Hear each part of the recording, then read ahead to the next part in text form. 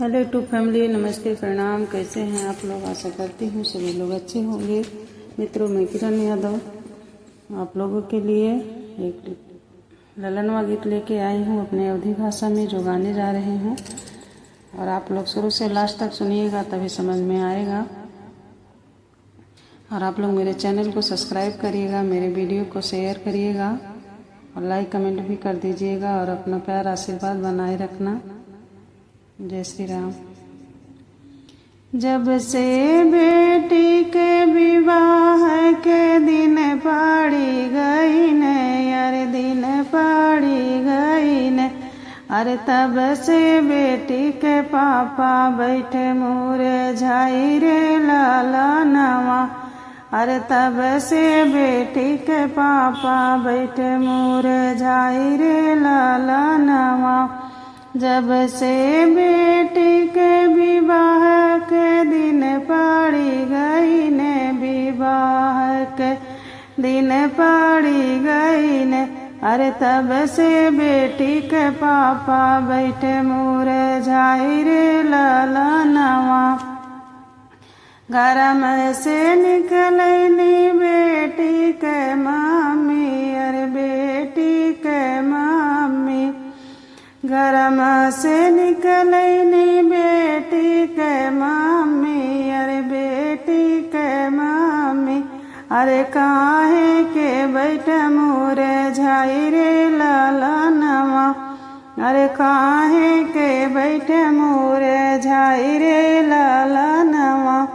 अरे बेटी पर आए दाना होनी रे लाला नवा। अरे बेटी पर आया दाना होनी रे लाला नवा। जब से बेटी के विवाह के दिन पड़ी गई ने, हो दिन पड़ी गई ने, अरे तब से बेटी के चाचा बैठे मुरझाई रे लाला नवा। अरे तब से बेटी के चाचा बैठे मुरझाई रे लाला नवा। घर में से निकलनी बेटी के चाची, अरे बेटी के चाची। घर में से निकलनी बेटी के चाची, अरे बेटी के चाची। अरे काहे के बैठे मुरझाई रे लाला नवा।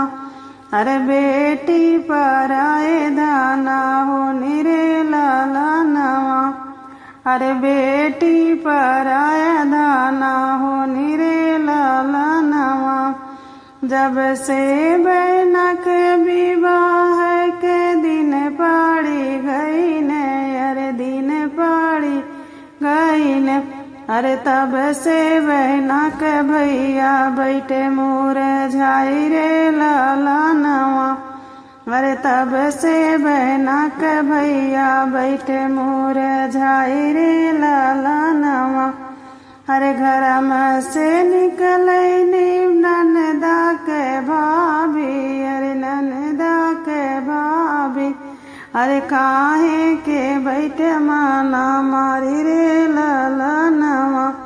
अरे काहे के बैठे मुरझाई रे लाला नवा।